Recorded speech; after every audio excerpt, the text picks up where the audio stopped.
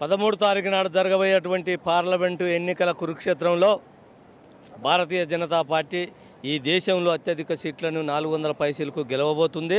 అందులో భువనగిరి పార్లమెంటును కూడా గెలుస్తున్నాం. తెలంగాణ రాష్ట్రంలో 17 పార్లమెంటు సీట్లల్లో మెజార్టీ సీట్లు బీజేపీ గెలుస్తుంది.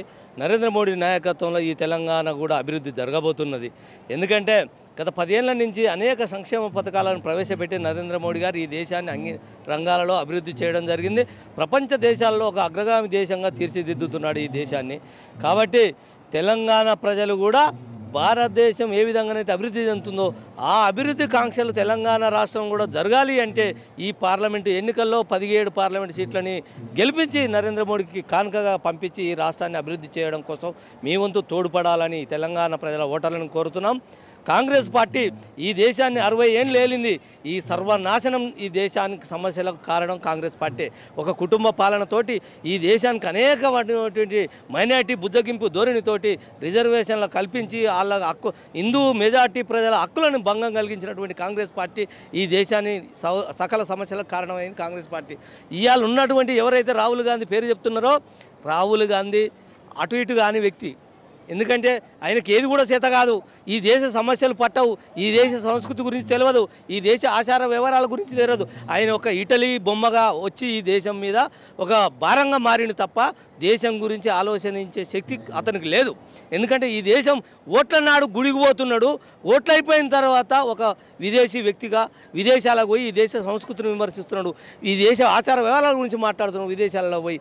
కాబట్టి కాంగ్రెస్ పార్టీ ఇక ఎక్కడ కూడా రాదు.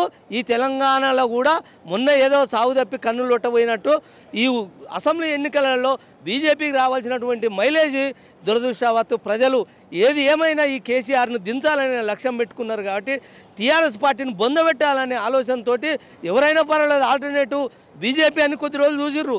ఆ తర్వాత కొంత మిస్టేక్ చేసి అటుపై ఇటు కాంగ్రెస్ పార్టీకి ఒక అవకాశం కల్పించారు ఎన్నికలలో. కాబట్టి ఈ ఎన్నికలలో భారతీయ జనతా పార్టీ ఎక్కడ కూడా అబద్ధపు హామీలు ఇవ్వలేదు. అసెంబ్లీ ఎన్నికలు కానీ పార్లమెంట్ ఎన్నికలు కానీ ఉచిత హామీలు అనేది ఇవ్వలేదు. ఓట్ల కక్కుర్తి కోసం ప్రజలని ఆకర్షించే పథకాలను పెట్టలేదు. పార్లమెంట్ అసెంబ్లీ ఎన్నికలలో అదే చేసింది.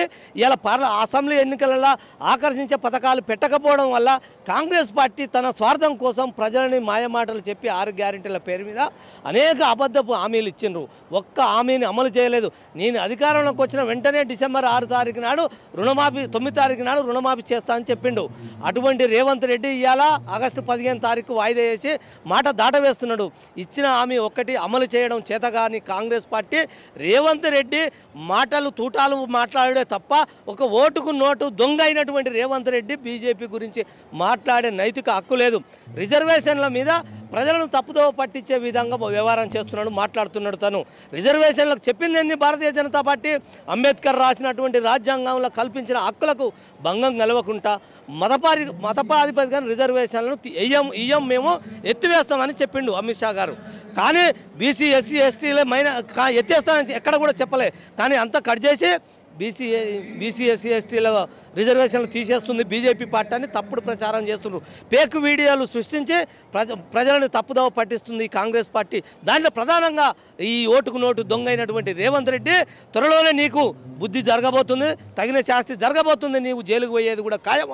ఈ తెలంగాణ రాష్ట్రంలో మహబూబ్నగర్ పార్లమెంటుతో పాటు అన్ని పార్లమెంట్లు కూడా బీజేపీ గెలుస్తుంది.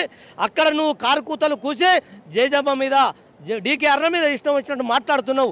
నువ్వు ఒక్క ఓటుకు నోటు దొంగవు. మాట్లాడే నైతిక హక్కు నీకెక్కడరా భయ్? నువ్వు పూటకొక్క పార్టీ మారి అధికారం కోసం ఏదేదో నోటికి వచ్చినట్టు ఒర్రుతున్నావు కుక్కలెక్కన తప్ప ఎక్కడ కూడా నీకు చేతనైతే దమ్ముంటే ఆ యొక్క దయాకర్ గారి మీద చర్య తీసుకోరా. నువ్వు దమ్ముంటే నువ్వు నిజంగా ఈ దేశంలో పుట్టిన వానివి అయితే, ఒక హిందూ ధర్మాన్ని ఆచరించే వానివి అయితే, ఒక రాముల వారిని సీతమ్మ వారిని ఏ విధంగా మాట్లాడినాడు ఒక అద్దంకి దయాకర్ అనేటోడు, ఆయన మీద నీకు దమ్ముంటే చర్య తీసుకోరా భయ్.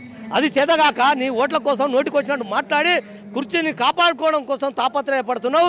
పార్లమెంటు ఎన్నికల తర్వాత ప్రజలతో పాటు నీ పార్టీల అంతర్గతంగా కూడా నీ కుర్చీని గుంజేయడం గ్యారంటీ. కాబట్టి తస్మాత్ జాగ్రత్త, బీజేపీ పైన కారుకూతలు కూస్తే మంచిగా ఉండదు. రేవంత్ రెడ్డి జాగ్రత్తగా ఉండమని మీ సందర్భంగా హెచ్చరిస్తూ రాబోయే పార్లమెంటు ఎన్నికలలో 13 తారీఖు నాడు అత్యధిక సీట్లు భారతీయ జనతా పార్టీ గెలవబోతుంది. అందులో బూరా నరసయ్య గౌడ్ భువనగిరి పార్లమెంట్ అభ్యర్థి కూడా గెలిచి మోడీ గారి నాయకత్వంలో ఉండబోతున్నాడని ఈ సందర్భంగా తెలియజేస్తున్నాం.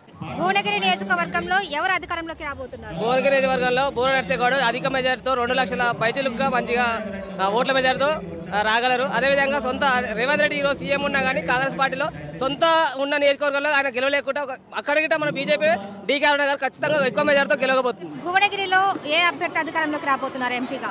భువనగిరిలో బూర నరసయ్య గౌడ్ గారు అధికారంలోకి రాబోతున్నారు. విజయకేతనం ఎగరవేస్తాము. భువనగిరి పార్లమెంటు మరి మోదీ గారి నాయకత్వాన్ని బలపరుస్తున్నారు.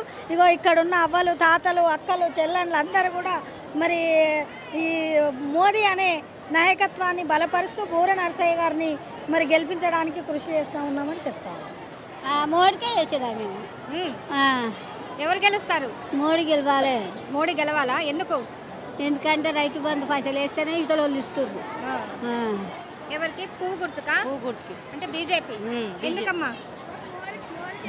మాకు సారు ఇంత సాయం, మాకు బియ్యం తిండి పెడుతుండు. మేము మాకు మోరికి వేస్తాం, మోరి సార్కి వేస్తాం. మోదీ సార్కే ఇస్తారు. మోరి సార్కి వేస్తాం. ఎవరికి వేస్తారు మీరు ఓటు? బీజేపీ. ఎందుకు? ఎందుకా బీజేపీ మాకు లేనోళ్ళకు సాయం చేయాలి, చేస్తే చేస్తాం. లేనోళ్ళకు సాయం చేయాలి. మాకు రైతు బంధు పడతలేదు. మేము గరీబ్ వాళ్ళము. మా కొడుకు బాగలేడు. ఏం లేదు, మాకేం లేదు. నాకు కొడుకులు లేరు, బిడ్డలు లేరు. ఒక్కదాన్నే మేడం, ఏం లేదు. గరీబ్ దాన్ని. మా ఆయన బాగలేక చచ్చిపోయిండు. గరీబ్ దాన్ని, ఏం లేదు. మీరు ఇప్పుడు ఏ పార్టీకి వేద్దాం అనుకుంటున్నారు? బిఏపీకే వేస్తాం. నా పేరు లక్ష్మి. అమ్మ, ఈసారి మీరు ఎవరికి ఓటు వేస్తారు? మోడీ సార్. మోడీ సార్కి. ఎందుకమ్మా? అన్నీ ఇస్తాడు కదా మంచి పనులు.